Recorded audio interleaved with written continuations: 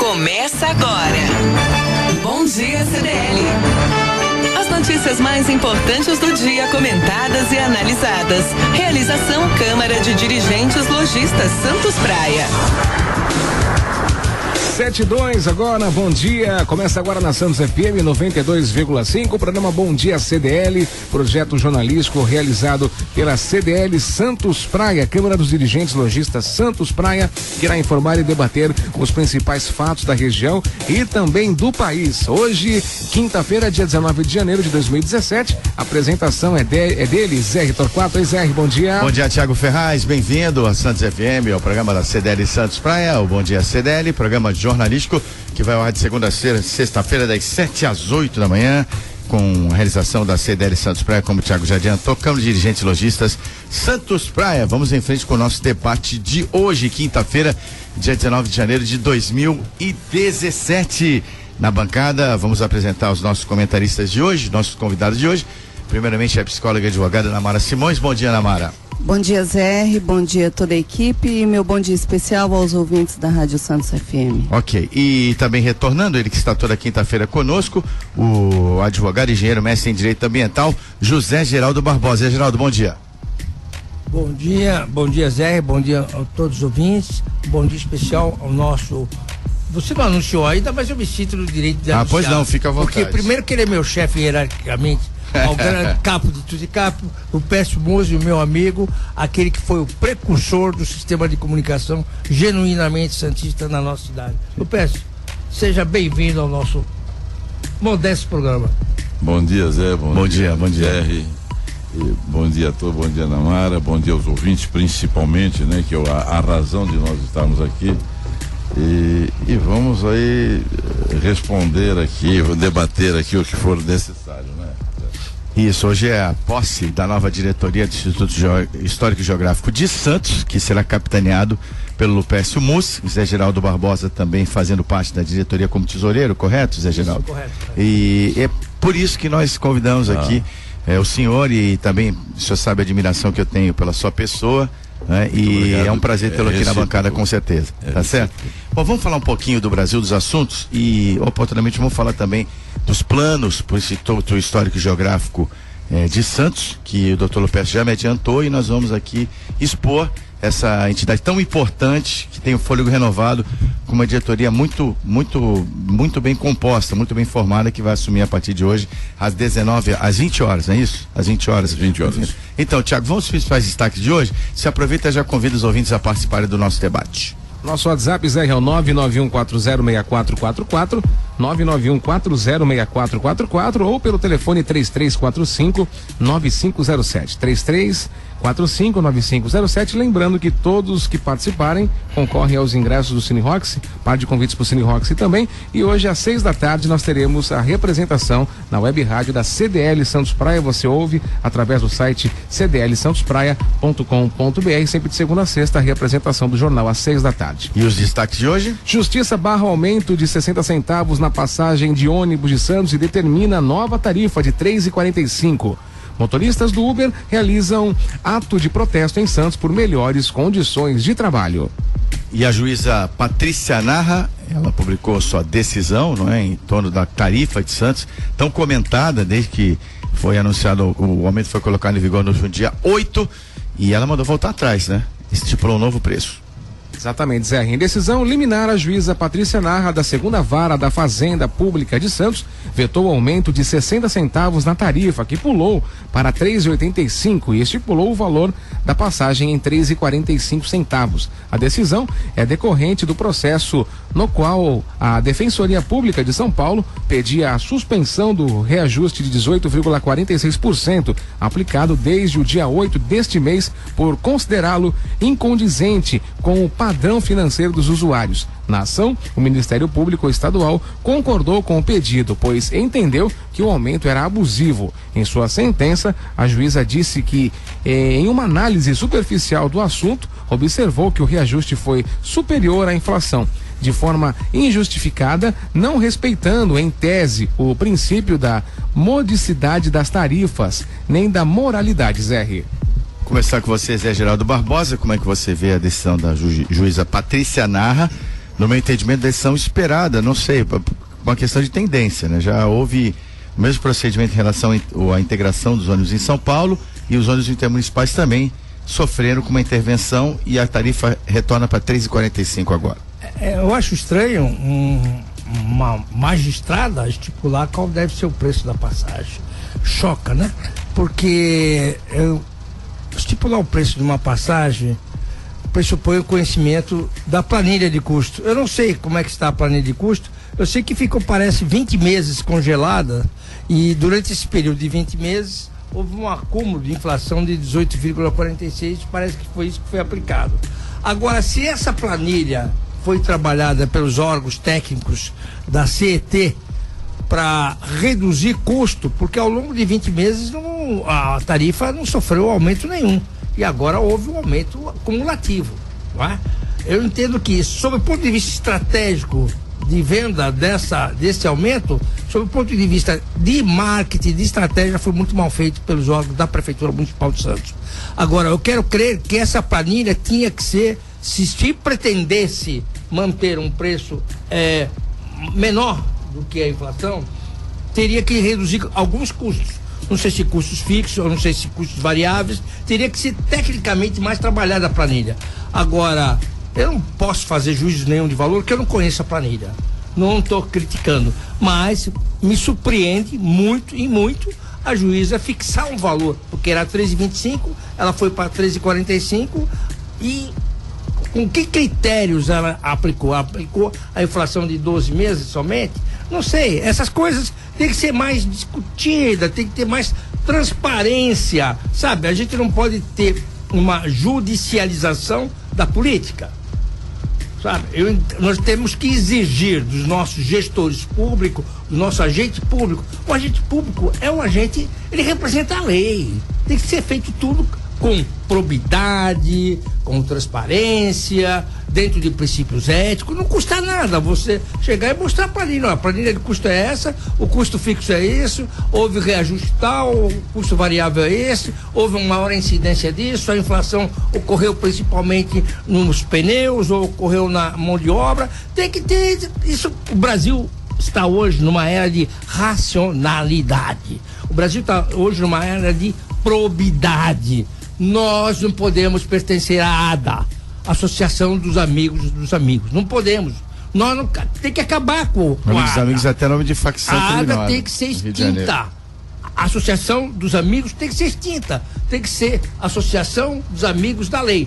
Todos nós temos que respeitar a lei e atuar de acordo com os princípios de quê?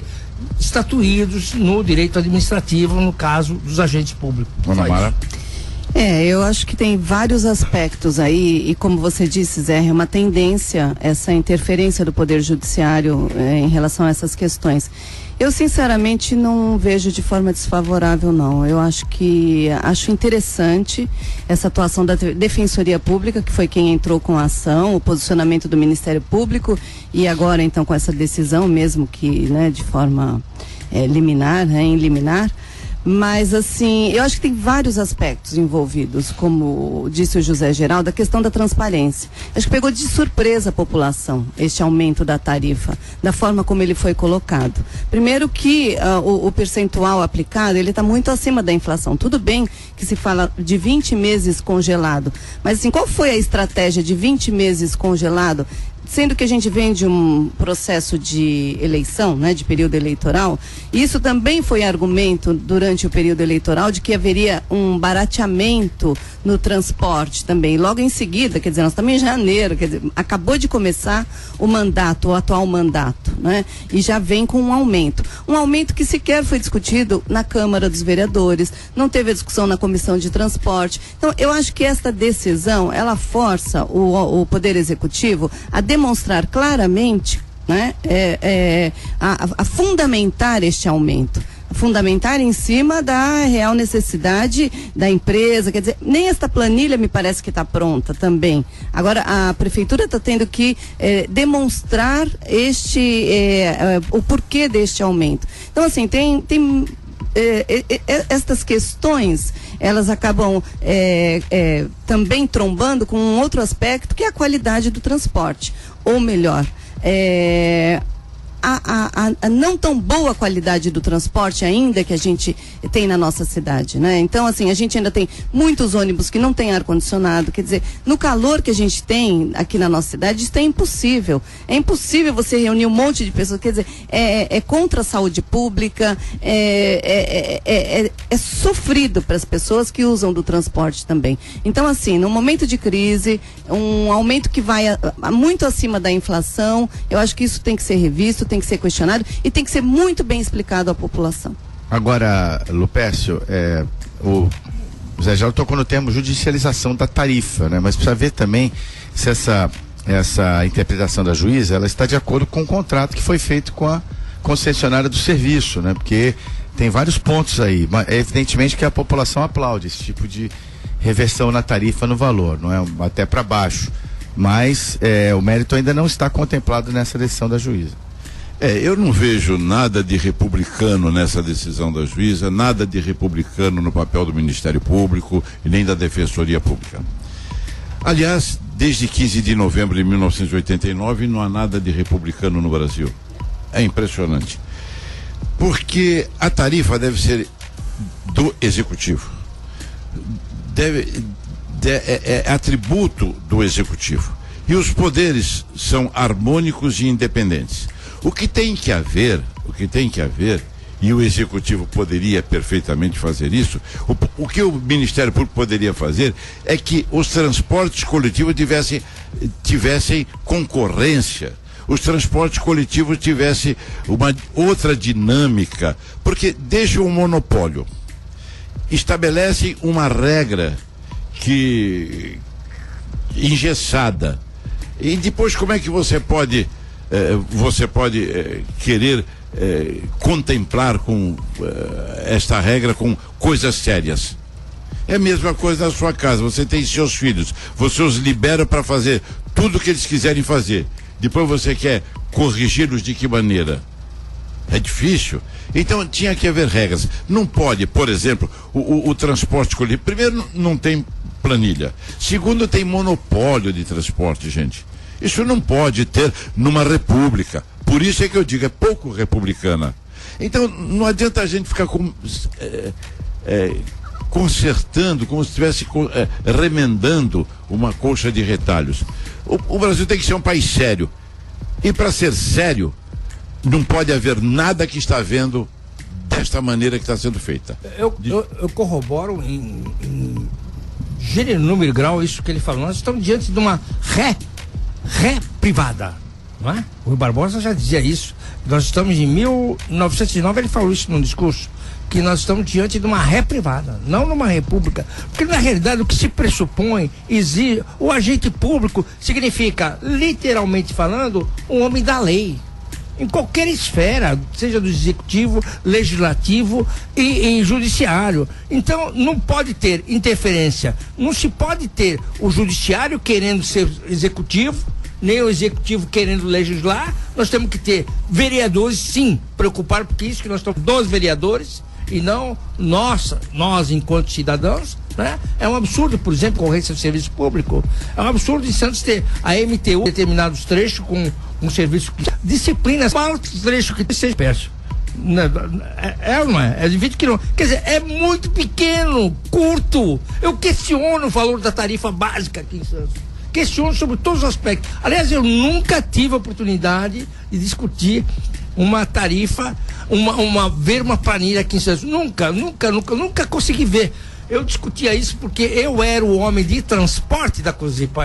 Nós estabelecíamos os contratos com a Cosipa. Muitos contratos passaram por mim, eu assinei junto com a diretoria da Cosipa. Aqui em Santos, eu nunca tive acesso a isso. Vejo muita publicidade, muita politicagem por parte dos sindicatos, por parte dos vereadores, mas eu nunca vi.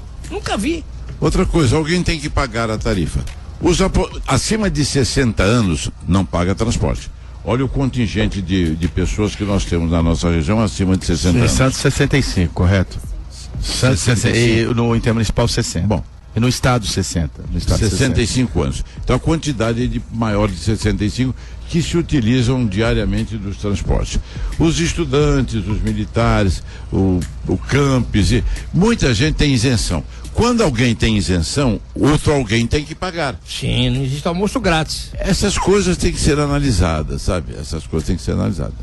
Agora, tem uma participação do ouvinte, o Carlos Lima do Gonzaga. Luiz Carlos Lima, ele diz assim: a comentarista foi correta, não se explicou o congelamento, não se abrindo as planilhas, e dessa maneira o próprio executivo, nessa surpresa ao povo com aumento alto em crise, fez a coisa chegar na judicialização. O juiz também sofre pressão nisso.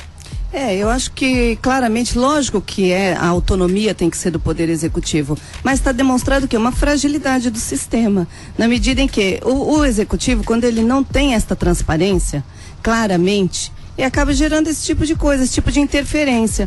E a Câmara Municipal, que deveria atuar também, ela está sendo omissa nesse Os vereadores chamaram. Eles vão chamar. Agora. Já chamaram. Não podemos fazer nada. Não podemos fazer nada. Agora vai esperar voltar do recesso para fazer uma audiência pública, enfim, esse tipo de coisa. Mas assim, a Câmara está omissa também. Então aí o que acaba acontecendo? Essa inversão.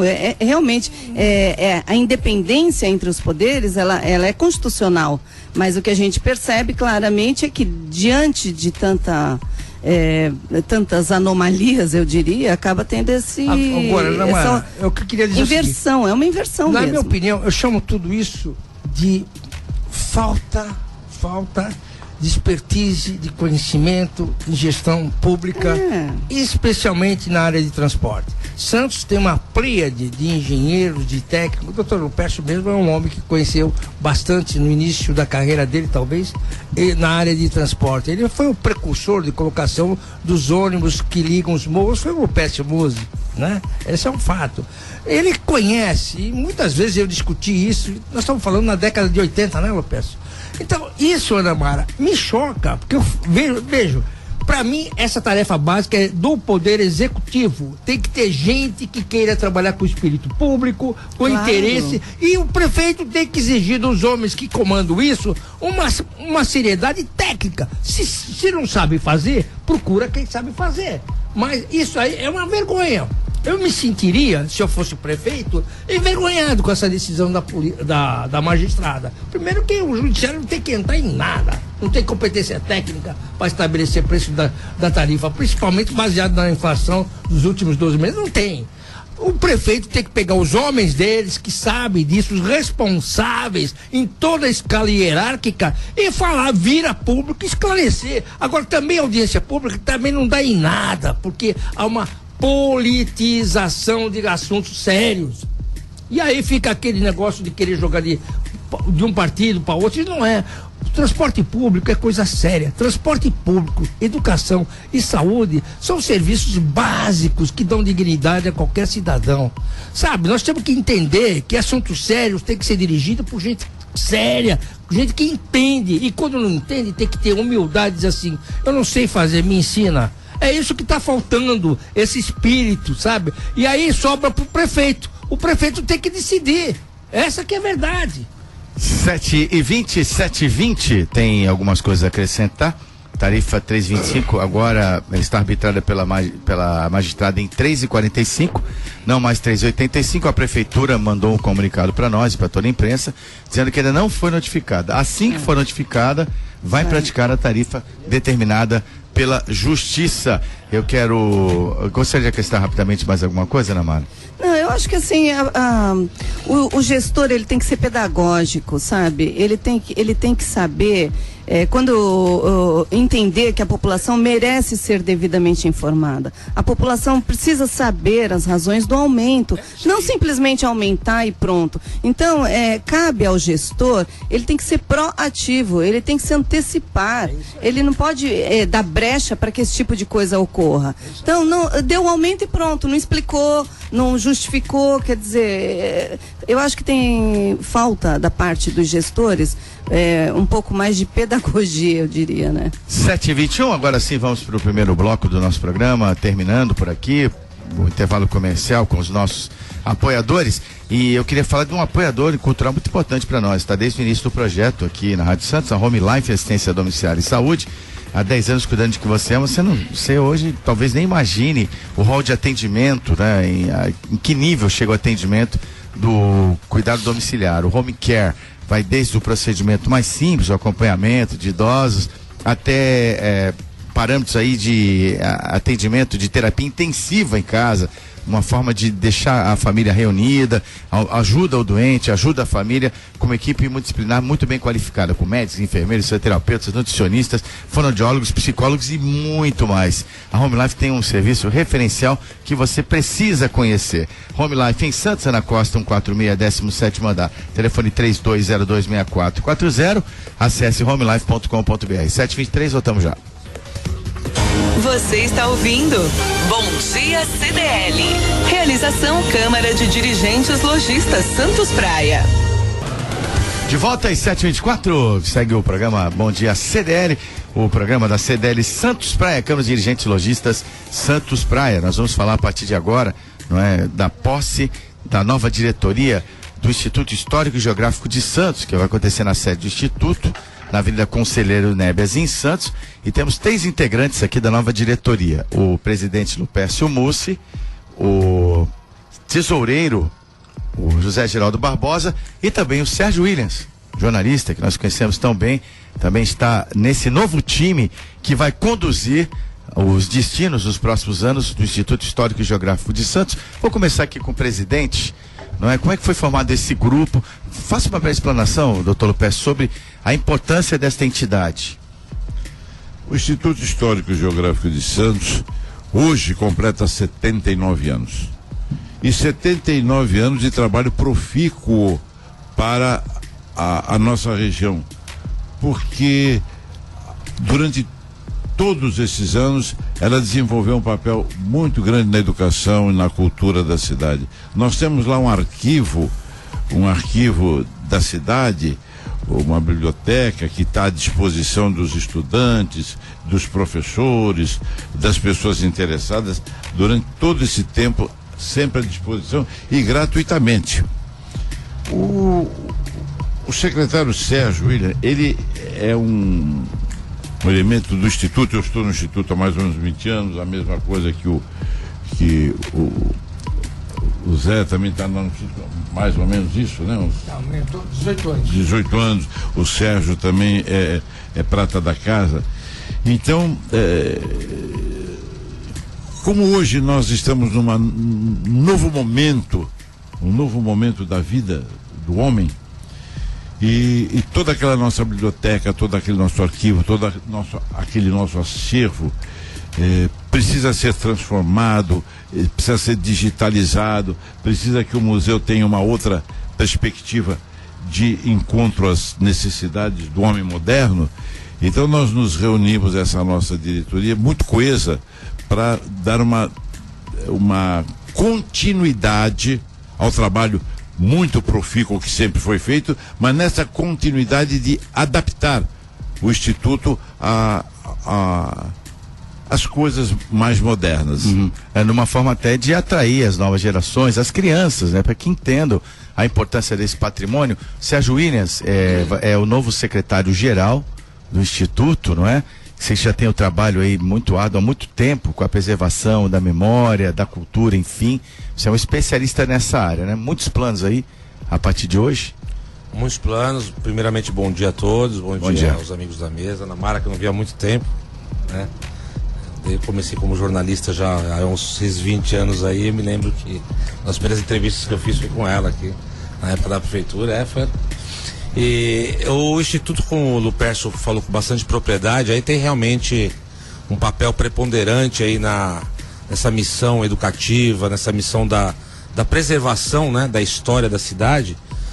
Mas eu gosto muito de dizer assim, que também a gente fala muito do Instituto Histórico, hoje deve ser a palavra geográfico, né? E o geográfico também tem um peso importante, que é essa discussão das questões diversas, né, da geografia. Seria a demografia, a geologia, o avanço das marés, a mobilidade urbana, ou seja, é uma instituição que tem aí todo um peso para discutir questões presentes e futuras também, não só do passado, né? Aliás, o Instituto, quando nasceu em 38, no dia 19 de janeiro, até foi uma iniciativa dos grandes pensadores da cidade da época, que convidaram o comendador Júlio Conceição para ser o primeiro presidente, inclusive. Foi uma instituição que foi fincada justamente para ser o fórum da cidade para a discussão do avanço da cidade, da economia da cidade, da urbanidade, e também questão da história, que é óbvio. A gente sabe que Santos e região tem uma história mais do que rica, né? Eu sou suspeito para falar porque praticamente eu vivo disso há muitos anos, mas de fato é uma história que se confunde com a história do Brasil, né? Porque Santos é protagonista em vários aspectos da história brasileira, na história da independência do país, na luta pela abolição, na luta pela república, nas lutas trabalhistas. É uma cidade que sofreu intervenções, uma cidade que tem protagonismos importantes como pioneira em vários setores, inclusive do rádio. Santos teve a terceira estação de rádio do Brasil, foi a Rádio Clube. Santos teve a segunda exibição de cinema. Santos experimentou as tecnologias primeiro, até por conta do seu porto, que é a porta de entrada da imigração. Enfim, se eu for contar a história aqui, nós vamos ficar uns 3 meses falando sem parar. Mas assim, realmente o Instituto tem essa prerrogativa aí de estar conduzindo esse processo da difusão e da preservação histórica, e a gente alinhou, né, Lupércio, essa questão de Santos ressente da falta de um museu, porque nós temos tanto conhecimento, tanta história, mas não temos um espaço físico onde as pessoas possam se deslocar até esse espaço e sorver todo esse conhecimento, de toda essa história. E é o nosso maior patrimônio, o maior patrimônio da instituição. A gente fala assim, tem esses livros todos, mas o conteúdo desses livros, que é esse conhecimento todo que a gente precisa realmente dividir com a sociedade. Quantos volumes, Sérgio, você entende que existe lá no Instituto de História? Olha, a gente sempre divulga mais ou menos de 10 a 15 mil volumes. Então, uma serva importante. Mas assim, não dá para tapar o sol com a peneira, né? 99% jamais será pego nas mãos e lido como tem que ser lido um livro, né? Porque assim, primeiro que nós estamos, é o século XXI, nós vivemos um momento em que a sociedade se transformou na questão da comunicação e da absorção de conhecimento. Na nossa época a gente tinha ainda enciclopédia, a gente pesquisava, fazia trabalho no colégio no papel ao maço, né? Não tinha impressora, não tinha computador, não tinha Google, não tinha Wikipédia, que desculpa, mas eu acho simplesmente uma porcaria a Wikipédia, que é uma enciclopédia virtual.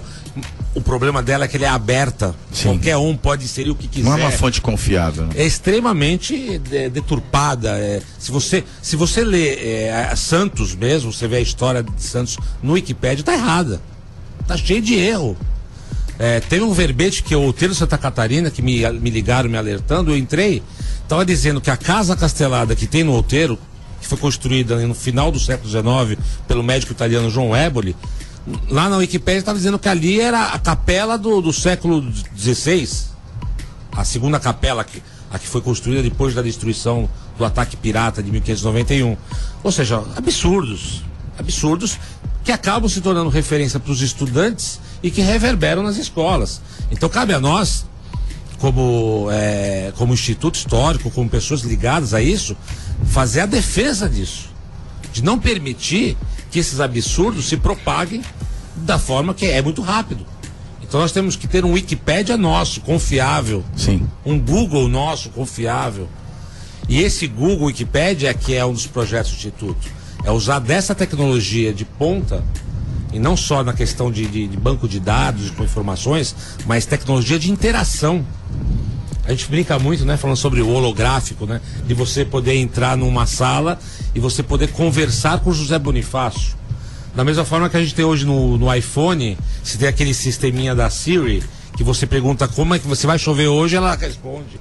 Imagina você perguntar ao José Bonifácio como é que foi o processo de independência e ele contar lá os meandros da conversa dele com a Imperatriz Leopoldina, ou do plano dele de fazer com que a independência do Brasil fosse proclamada de Santos, que ele queria isso, né? Pior se ele contar alguma coisa sobre a Marquesa de Santos. Né? Opa, aí vai virar fofoca. Vai ter holografia?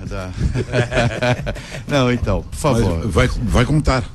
Vai contar porque nesse projeto dessa nossa equipe, o ensino será muito lúdico e com certeza as crianças não gostam muito de estudar, porque é uma obrigação.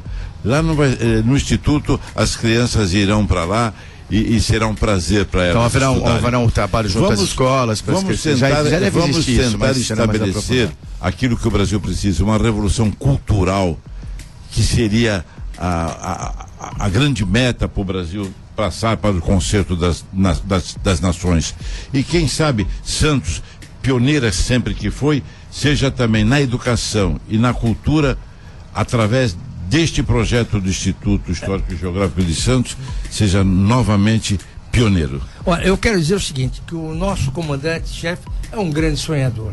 Claro que é um sonhador, e nós também somos sonhadores. Eu e o Sérgio somos 2 sonhadores. Então nós estamos juntos nesse projeto do Dom Quixote. Nós somos o Santos Pancha do Dom Quixote, mas com tudo aquilo que o Lupercio na vida sonhou, colocar uma TV, sonhou transformar numa bomboniere como sistema músico de comunicação. Então nós estamos nessa. Agora, é claro que isso se faz com muito trabalho, e não tem dinheiro, vamos deixar bem claro. E o nosso maior projeto chama-se Biblioteca nas Nuvens. Esse é o grande projeto capitaneado pelo Sérgio, que esse vai ser o nosso sonho.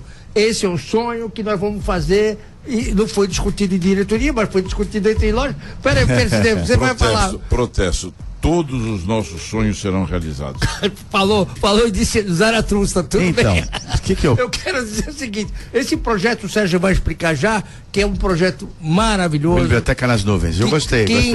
Que é bom para Santos, que é bom para todo o Brasil, e nós vamos fazer um exemplo. Agora, a comunidade tem que participar. O Instituto precisa de toda a sociedade santista. Nós precisamos reerguer aquilo, não somente no aspecto material, porque o Instituto é uma construção antiga, carece de restauro, carece de ampliação, e nós precisamos que a sociedade nos ajude. Projetos nós temos já equipe para buscar um projeto, detalhar o projeto pela lei OANE, as leis existentes, audiovisual, mas o essencial é esse projeto imaterial que o Sérgio vai capitanear para a gente, chama-se Biblioteca nas Nuvens. Vamos lá, Sérgio. Por favor. Não é uma grande novidade, né? Na verdade já existe isso no mundo. Voltando até, não é a propaganda do Google, mas o Google já faz há muito tempo digitalização de obras pelo mundo inteiro, de obras em livros e jornais também. A Biblioteca Nacional, por exemplo, no Rio, faz um trabalho excelente com a Hemeroteca Digital Brasileira. Eles digitalizaram mais de 10 mil títulos pelo país, desde revistas, jornais, e são fontes de pesquisa assim rápidas. Você entra na internet, você coloca uma palavra-chave, você acha, é uma coisa assim, chega a ser quase mágico, parece que você esfregou uma lâmpada e o Aladim apareceu para te ajudar. E esse trabalho ele é fundamental, por quê? Porque Santos teve muita produção literária, né? E grandes escritores, né? E grandes produções. Vamos falar desde José Bonifácio, que escreveu muitas obras, tem os tratados do Alexandre de Gusmão, nós temos as obras do Saturnino de Brito, aí temos os grandes poetas, Martins Fontes, Afonso Schmidt, Alberto Souza, Rodão Mendes Rosa, Vicente de Carvalho. Nós temos centenas de milhares de trabalhos literários que foram produzidos e que, infelizmente, é uma coisa que a gente volta a dizer, ser mais realista que o rei, né? Não serão feitas segundas edições dessas obras. Então, assim, essa geração, ela perde a oportunidade de ter contato com livros que elas jamais vão conseguir ler, porque uma segunda edição não é viável. Pegar a primeira impressão, ou seja, o livro original, você vai na biblioteca, ele cheira a mofo, tem aquela baratinha de praia, ou seja, não tem condição. Quando você fala em digitalizar tudo isso, criar uma biblioteca virtual, que hoje tudo é tablet, hoje é o telefone, é o smartphone, é o próprio computador. As pessoas têm condições de acessar aquela informação de uma maneira técnica, virtual, né? No digital, no caso, não é nem virtual, é digital. E você poder digitalizar toda essa coleção e ir colocando numa biblioteca que estaria nas nuvens. Por que nas nuvens? Porque hoje tudo é o cloud, né? iCloud, não sei o quê.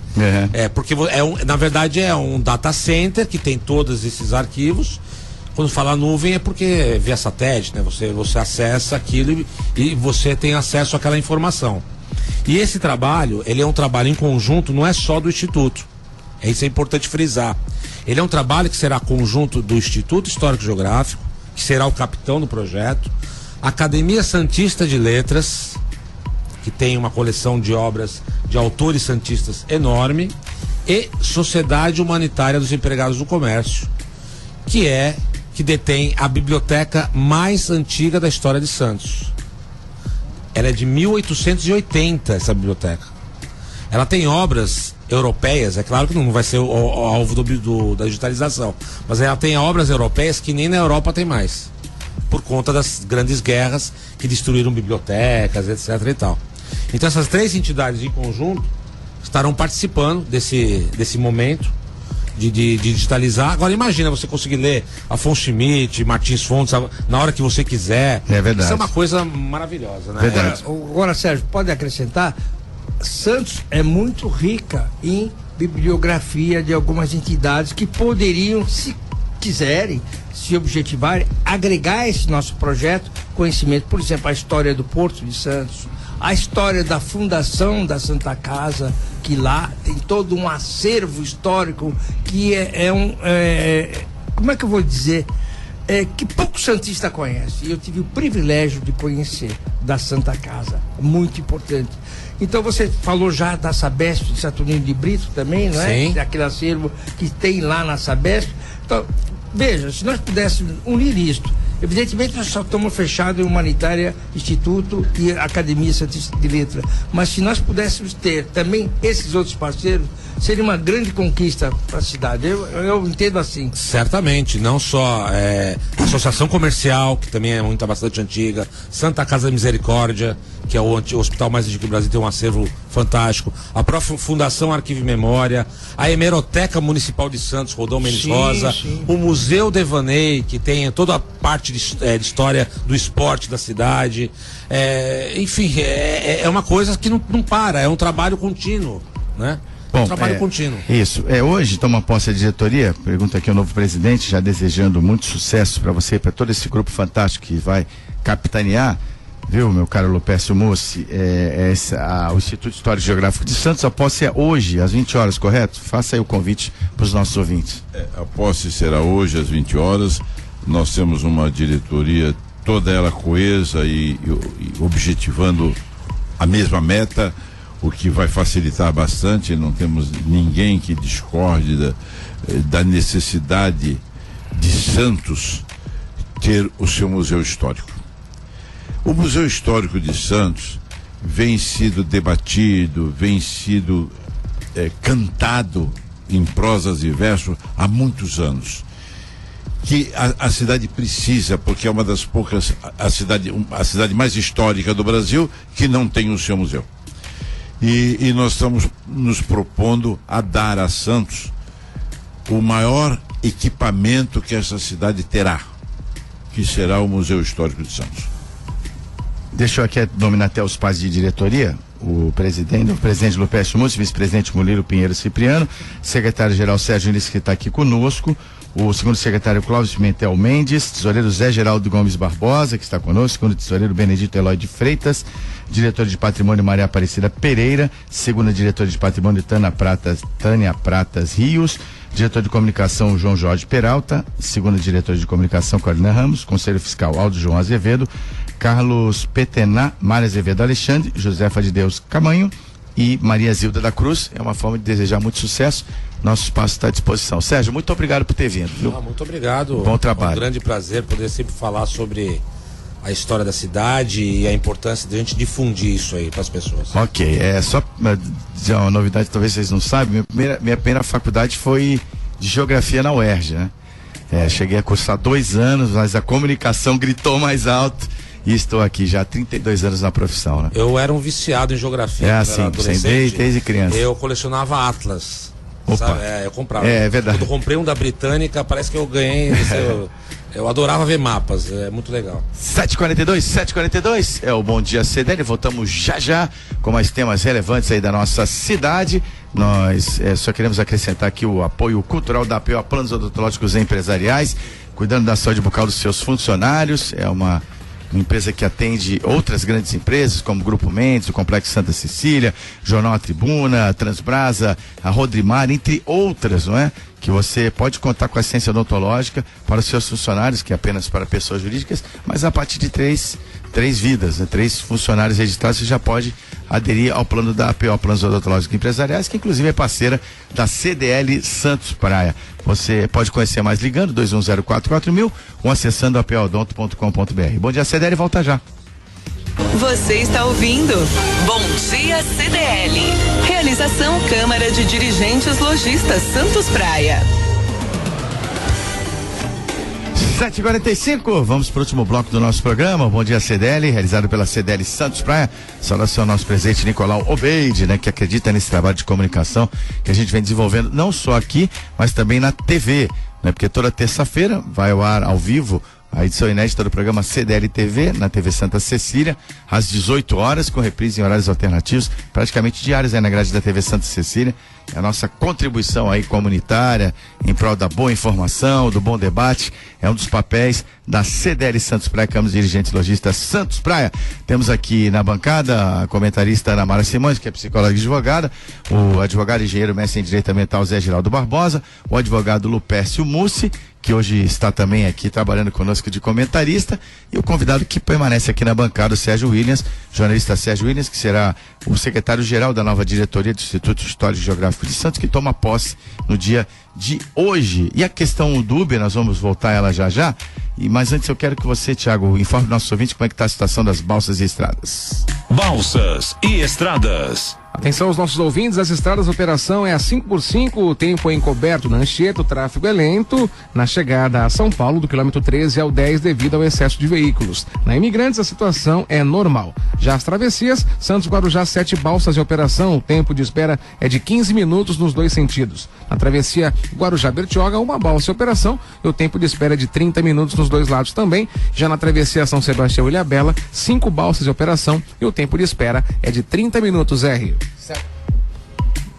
7h47, temos também na bancada a produtora Giana Novaes do nosso programa e a questão do Uber, né? Estamos falando aí em liberação, mas falam que o serviço é muito superior, mas os próprios motoristas do Uber estão se manifestando, certo, Thiago? Exatamente, motoristas do Uber realizaram na manhã de ontem uma manifestação no primeiro dia de funcionamento em frente à sede da empresa que fica no Valongo, em Santos. Os profissionais reivindicam diversas melhorias no sistema, principalmente as que têm relação com a segurança no trabalho. Destacam-se um sistema de cadastro dos passageiros, assim como existe com os próprios condutores, para que os motoristas saibam exatamente a quem estão buscando, inclusive com a foto do usuário.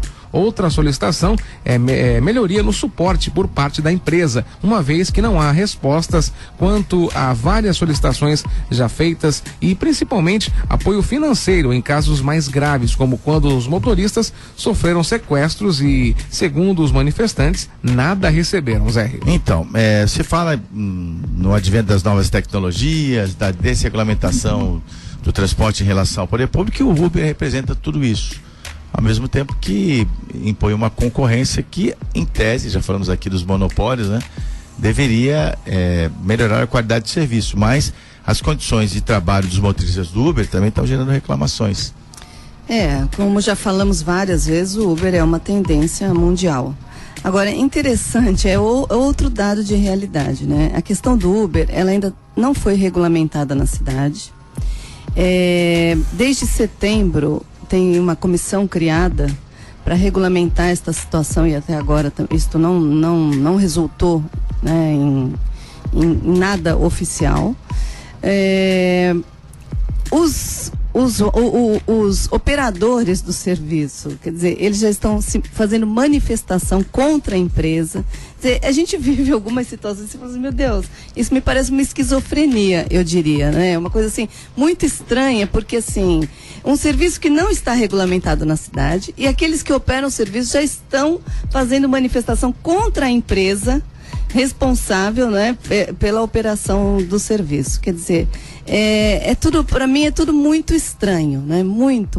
Eles estão questionando também a tarifa, quer ver?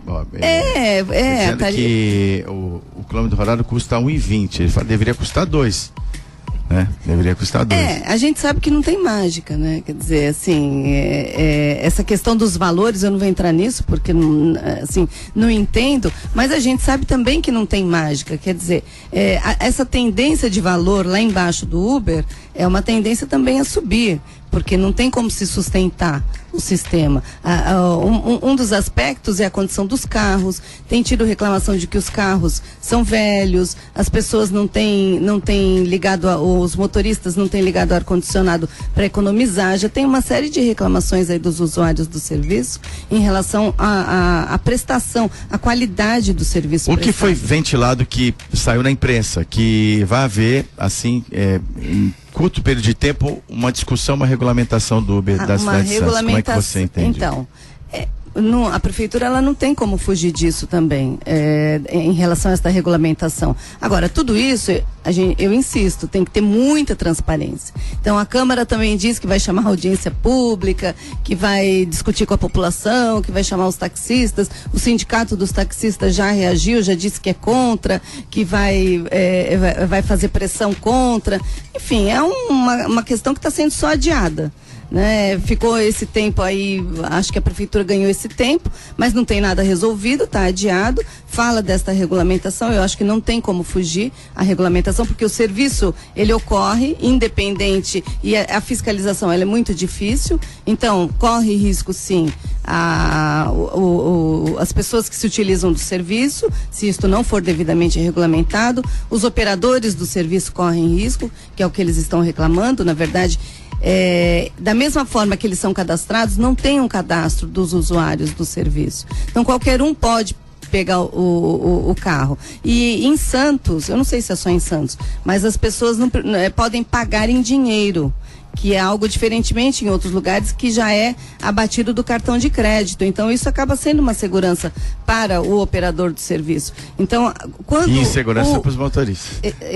Não, então, quando você paga com cartão de crédito, é uma segurança para o operador. Agora, quando você pode pagar em dinheiro, é uma insegurança também, porque se você não sabe quem que está vindo pro teu carro, né? Exatamente. Eu entendo, só antes de você, eu entendo que a prefeitura tem dois interesses aí. Primeiro, a população está francamente a favor do Uber. Sim, então eles vão nesse sentido. E o segundo, já que todo mundo está entrando, já que eu não consigo fiscalizar o que é proibido, eu vou regulamentar porque eu posso controlar. Talvez vá propor uma redução de licenças para o Uber, fazer uma equiparação aí com os táxis que eles reclamam tanto de concorrência desleal. Sim, porque não dá para ser mais realista do que o rei. Por favor, Zé Geraldo. Com toda essa explanação, com toda essa discussão, eu cheguei em síntese, é um serviço de táxi 2. É exatamente igual, mas se for exatamente igual, perde tudo o conceito do Uber que é praticado nos demais países. O Uber de Londres, por exemplo, sei lá, esteve, de Lisboa, de Tóquio, completamente diferente, não é?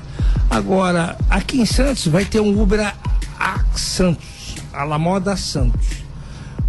Por quê? Porque essas coisas não são postas de uma maneira transparente, dentro daqueles princípios da moralidade, sabe, da impessoalidade, do interesse público, porque o que se nota aí são grupos concorrentes, né? Ouvi dizer que tem até legislador santista que tem frota de táxi. Não sei se isso é verdade. Eu vi até dizer isso. Não sei se é verdade.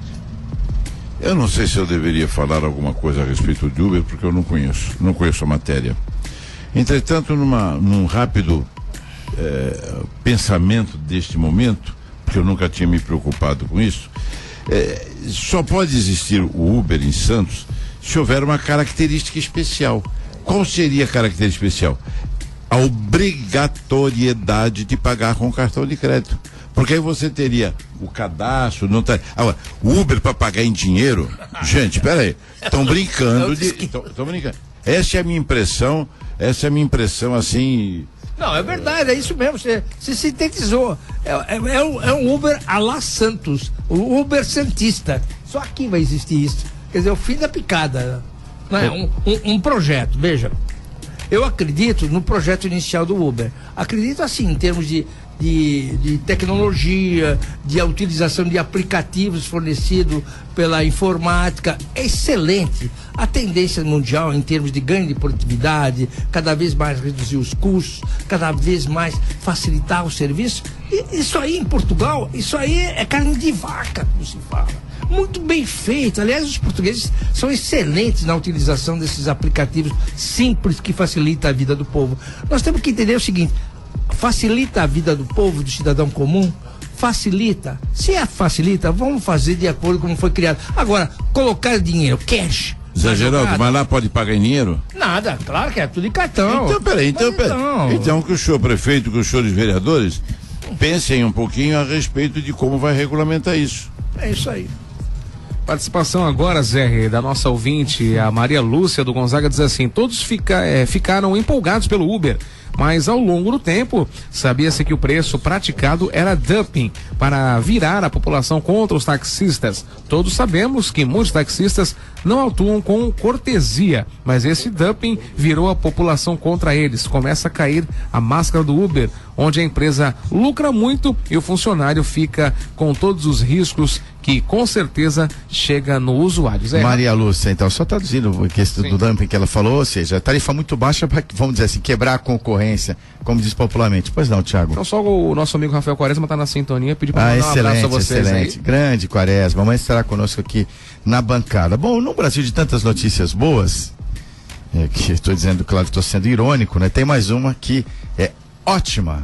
Vai lá, Thiago, no Radar Nacional. Enem repete resultados chocantes. Mais de 291 mil zeraram na redação e apenas 77 tiraram a nota máxima, Zé. Sérgio, você fez aí uma cara de... né, que eu acho que representa o que nós pensamos. Apenas 77 notas máximas, 291 mil zeraram na redação do Enem. Dentro de tudo nós explanamos os projetos do Instituto Histórico Geográfico de Santos, que eu percebi ali uma intenção de resgatar isso, mostrar até para o próprio santista uma importância, uma relevância histórica que ele mesmo desconhece, que a própria cidade possui. Mas aí quando você vê aí a questão da redação com baixíssimo aproveitamento, a gente fala, você pensa assim, estamos no caminho certo, mas tem muito a lamentar por causa disso. Isso aí só traduz a falência da educação no país, na minha opinião.